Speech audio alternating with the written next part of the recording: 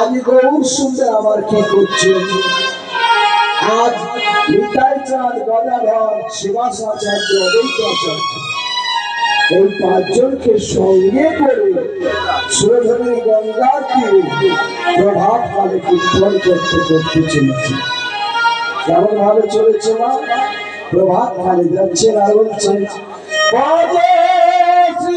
কৃষ্ণ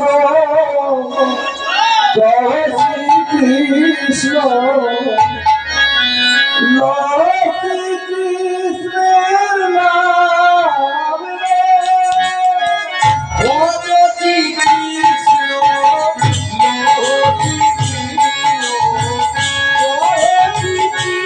নাম রে।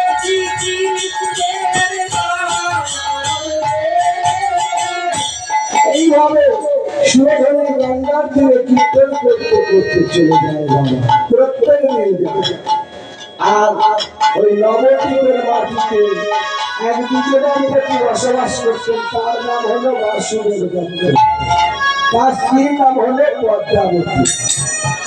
আর ওদিকে কি করে, যখনই কীর্তন করিতে করিতে চলে যায়, বসুদেব কি করেন, ওই প্রভাত হতে না হতে তার স্ত্রীকে রেখে দিয়ে চলে যায় সেই গৌর হরিকে দর্শন করার। আজ কি করেছে, প্রভাত কালে ঘুম থেকে উঠে চলেছেন সেই গৌর হরিকে দর্শন করবেন।